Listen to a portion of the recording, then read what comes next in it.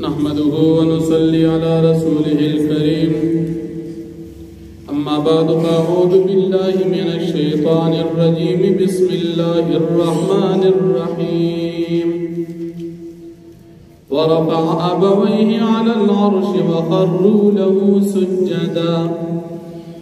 وقال يا أبت هذا تأويل رؤياي من قبل قد جعلها ربي حقا وقد أحسن بي إذ أخرجني من السجن وجاء بكم من البدو من بعد أن نزغ الشيطان بيني وبين إخوتي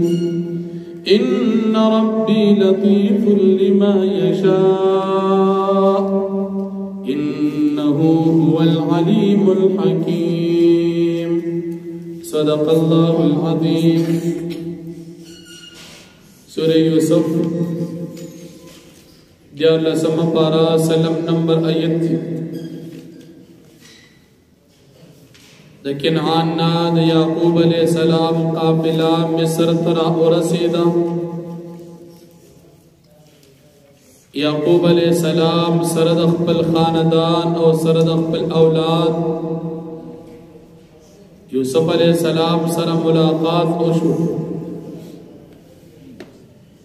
یوسف علیہ السلام اخبل بلار او اخبل مور زان سرا د بادشاہے پتخ باند کینول یوسف علیہ السلام دا مور سکموروا او کنا سکموروا نمخ کی منگو تاسو ویلو چی دا یوسف علیہ السلام کلنا سکمور وفات شوا یعقوب علیہ السلام دلیا دا وفات نباد در راحیل سر نکاح اکڑا او در راحیل نا یوسف علیہ السلام او دا بلرور بنیامین اشل نو پا بازی روایاتو کی راضی چی دا یوسف علیہ السلام دارور بنیامین دا وفات پا وقت کی مور وفات شوا لیکن حافظ ابن کثیر رحمت اللہ علیہ فرمائی چی پدیجے کی راجح قول دادی چی دا یعقوب علیہ السلام اولنے بی بی دا وفات نباد راحیل سرے چی وعدہ کو یعقوب علیہ السلام کل چی دا کنعان مصر تراتلو دا دسر دا اخبل بی بی دا یوسف علیہ السلام سکمور موجود ہوا پدیدے کی راضی ورفع ابویہ مور بلار نکنا سکمور شی دا یوسف علیہ السلام میرا نمور شی نو میرا نمور خود یوسف علیہ السلام لیا دا یوسف علیہ السلام دا مور دا وعدن اوڑان دی وفات شوی ہوا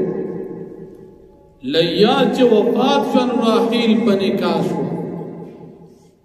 نو بیا پدیجے کی ترور سنگ پتخ باندے کے ناستا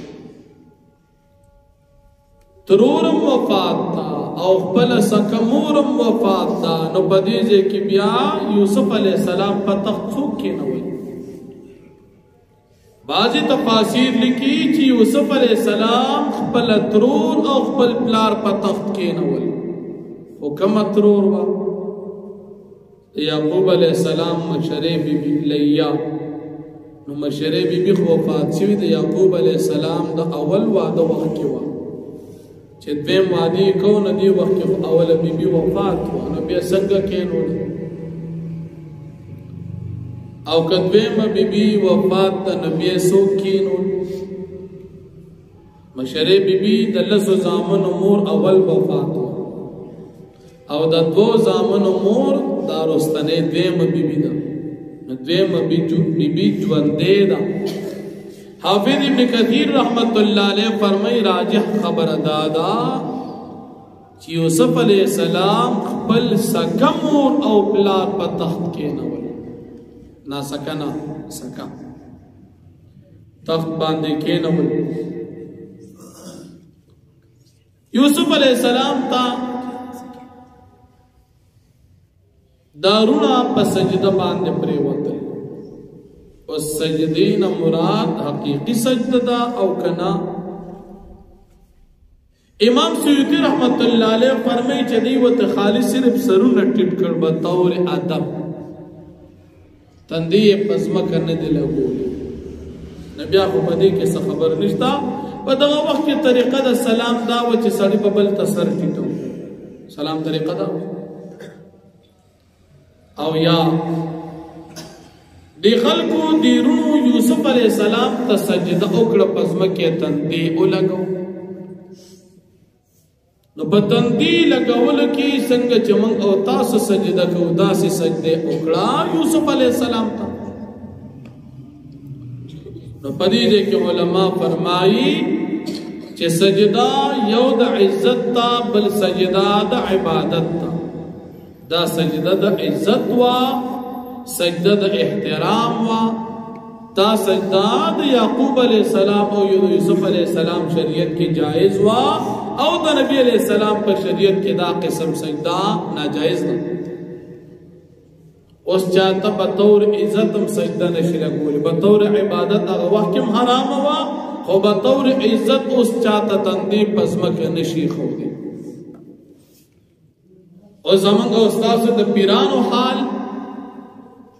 جعلی پلاستیکی دروغجن پیران چې دا مریدان وته پزمکه باندې پراتی او تندې وته پزمکه خي جمعات کې تندې پزمکه نګدي او پیر صاحب ته قدمونو کې پروتي، دا بالکل ناروا ده. دا تندې بد الله نه علاوه د نبی عليه السلام په شریعت کې بل چاته پزمکه نګدي. دا لا څنګه پیر دي چې مرید وته پزمکه په سجده پروت. تاسو نن سبا وګورئ زمنګ د پاکستان د پنجاب پیران خو اسب پکې مخ کې ډوبو، اوس دی پښتنو پیران هم چل زده کړي. پیر سے په کورسې نه ست ولاندې په تمنجور پخپو کې په سجده پروت. دا مرداران خلق خرو کمقل بے وقوف خلق. دا مقدس تندی الله نه علاوه بل چاته پزمکه لګول جایز نه دي. خدا کمقل بے وقوفانی او دا پیران په دې مردارې باندې خوشحاليږي چې دی وته سجده لګي. سجده بالله نه علاوه چاته نه لګي. یا دا بازي بي ضمیر خلق قبر تلال شي قبر ته په سجده شي، دا جایز بالکل نه دي. اسلام د سره د دې اجازت نه ورکړي. نبی عليه السلام په شریعت کې دا حرام دي. سبا څومره خلک دا مشهور زیارتونه دي خلکو څنګه آباد کړي، قسم قسم قیمتي کاڼې پکې لګولي او خرچې پکې. دا خرچې ټول په جمعه ته کده خدای په کور باندې قبر په خرچه باندې سکه. قبر نه تاسو کې مرمر ګر چا پیره قیمتي کاڼې ولګو، نو دا قبر په څه پیدا شو؟ داغه د ژوندو د پاره دی جمعات به جوړ کا، چې ته مدرسه کې ولګا، چې ته خدای په لار کې ولګا. او بیا بسو کې خطي په کپڑا بځې صفا کې، اوسو کې په جارو صفا کې، داسې خدمت پکې ته چې بس کعبه کې راکړه د خدمت کې. دا خدمت د الله د کور پکار دی. جارو راواله جمعات جارو کا، مدرسه جارو کا، مسلمانان ته لار صفا کا، خبر په صفا کول صفا کې. خبر دن چې سدي بس داغه غازي کدن مزیدار بهر د ګورونو ضرورت نشتا، او کدن خرابو نو بهر په ګورونو باندې قبر کې دن راحت ناراضي. نو د یوسف علی السلام په شریعت کې غیر الله تا دغه سیدا د عزت جائز وا، د نبی علیہ السلام په شریعت کې ناجائز. او بیا یوسف علیہ السلام کو فرمایي اے بابا جان دا زما د خوب هغه تعبیر. یوسف علیہ السلام د سورت په شروع کې خوب ذکر شوی و چې یو لستوري دي او انور اوس پکې دی ما ته ټول په سجده دي. دې ځکه سجدا غا تذکرہ پکې راغلی دا زما د خوب هغه تعبیر. دینه بعد یوسف علیہ السلام د خپل ژوندۍ د دریو دورونو تذکرہ مختصرا وکړه. یو دور د یوسف علیہ السلام دورونو د ظلم رونو په ظلم وکړو کوي کې واچو څومره تکلیف یو دور دویم دور د هغې نه بعد د یوسف علیه السلام د قید تکلیف قید کې 7 کاله تیر کړ هغې کې به څومره سختۍ تېرې شو او دریم دور د یوسف علیه السلام د مور پلار نه د جدایۍ د دې درې واړو دورونو تذکره یوسف علیه السلام مختصرا اولنۍ تذکره دا کوي چې زه جیل نه راووتم الله پاک په ما باندې فضل وکړ د جیل تذکره وکړه خو به طور شکریا نه به طور فریاد الله را باندې فضل خلاص شو نجات ملو شو د جیل سختۍ بیان نه کړي چې په جیل کې داسې شو په ما الزام ولګېدو زه بیا جیل ته لاړم او دا شو دا قصې ونه کړي ځکه پیغمبر هر قسم حالات چې پرې راشي هغه برداشت کوي چاته وایي نه وی نه وي په ما په جیل کې څه وشو حالات بیان نه کړي دویم مور پلار سره جدایي راغلې وه ځکه هغوی په کنعان کې و دلته دوی چې ونو په مصر کې تقریبا 40 کاله بعد د مور پلار سره سلام کلام وشو هغې باندې داسې وایي چې تاسو باندې الله فضل وکړ د هغه کلیو د باندې نه رالي خاریې ته رالي هغه ملاقات قسمت وشو د کلي په ځای باندې په خاریه کې د شام کنعان کې تاسو اوسېدئ هغې نه رالی چېرته راغلی مصر ته راورسېد د هغې تذکره هم مختصره شوه او دریم نمبر رونو پې کوم ظلم کړو نو رونو ته دا نه وایي چې اوس خو زما نمبر د حساب به کوو زمونږ خلک خو زړه کې ساتي خو د زړه کې نه ساتل څه ورته ووي چې زما به د رونو په منځ کې شیطان اختلاف پیدا کړو او دا ټول فساد شیطان کړو دا نه وایي چې رونو تاسو ما سره زیاتې کړو او زه مو په خلکو خرڅ کړی مو کوی کې مو اچولی مو دا منصوبه هغې تذکره ونه کړه ځکه رونو ملامته کوي نه او پروني درس کې تېر شوي وو چې یوسف علیه السلام دې رونو ته وایي چې تاسو ما معاف کړئ تاسو باندې هیڅ قسم ملامتیا نشته او د کوی تذکره د سره ونه کړه چې زه کوی ته پروت یم ولې ځکه په دې کې رونو شرمندګي راغله که ویلې چې د روریانو خو زه کوی کې اچولی وم نو دا رونه به شرمېدلي وو چې ګوره زموږ هغه غلطي بیا بیان کړه حالانکه یوسف علیه السلام خو دې ته معافي کړې وه نو د هغې تذکرې ونه کړه د کوی حال په دې ځای کې نشته پلار ته خبره کوي خو د کوی خبره نه کوي چې زه کوی کې اچولی ما باندې دا سختۍ تېرې شو او دا خبره هم نه کوي چې زه ستا نه جدا کړم په لارې ما سره کم چل کړو دا ټولې خبرې یوسف علیه السلام تېرې کړي دا د یوسف علیه السلام هغه انتهایی برداشت او د خو اخلاق و تذکره د دې نه بعد یوسف علیه السلام د الله جل شانه صفات د الله جل شانه د نعمتونو تذکره کوي یا الله پاک تا ما باندې لوی فضل کړی بادشاهي دې را کړی د علم تعبیر د خوبونو او بیا د الله پاک د وحدانیت دلایل او د هغې نه بعد د اسلام د وفات تذکره کوي یا الله چې کله ما وفات کې په حالت د ایمان کې او یا الله پاک ما د نیکانو خلکو سره په آخرت کې پاسم او بیا د نبی کریم صلی الله علیه وسلم دلیل د رسالت ذکر کېږي پیغمبر علیه السلام بنی اسرائیل چې د کنعان نه راغلي مصر ته د هغې حالات بیان شو خو په دې خبره باندې موږ ته خبر کړې ځکه ته پیغمبر او دا وحی تا ته ځکه وشوه چې ته د الله جل شانه پیغمبر دا د نبی علیه السلام د رسالت دلیل او بیا د مشرکانو د مکې قباحت ذکر کېږي چې دې مشرکانو تا باندې قسم قسم سوالات وکړل تر دې نه په دې دین بیانولو باندې څه اجرت او مزدوري نه غواړي نو فرمایي ورفع ابويه او چتکل یوسف علیہ السلام خپل مور پلار علی العرش په تخت باندې وخروا له سجدا دې ټول پریوت یوسف علیہ السلام ته په سجده باندې وقال ابو یوسف علیہ السلام یا ابتی بابا جانا هذا تأویل رؤیا دا تعبیر زما د خوب من قبل چې مولان دې قتل او قد جعلها ربي حقا فتقيسر او ګرځو دې خوب لر زما رب رښتونی وقد احسن بيو فتقيسر احسان کړی دې په ما باندې الله پاک اذ اخرجني من السجن زکه چې راوستم الله پاک د جیلنا وجاء بكم من البدو او تاسو الله پاک راوستي د کلینا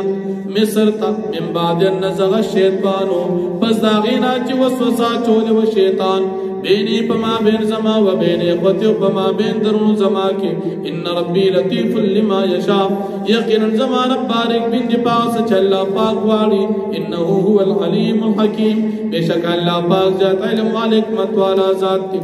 رب اے رب زما قد آتیتنی من الملک پتا کے ساتھ آرا کڑی ما تبا چاہی وعلمتنی من تأویل الحدیث او تامت علم را کڑی دا تعبیر دا خوبنو فاطر السماوات والارض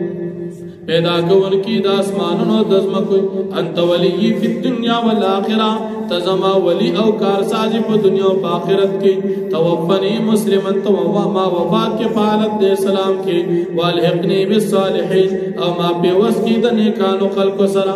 ذالک من انباء الغیب دا واقعات خبرونو دا غیب ندا نوحی الیک من وحیو دا دی پیغمبر علیہ السلام تاتا وما كنت لديهم وتنبي پیغمبر علیہ السلام دوی سرا کل چدید کنعان نرال المصرتا اذ اجمعوا امرهم کل چدیرون مشورو کد اقبل کار یوسف علیہ السلام پکوی کد اچولو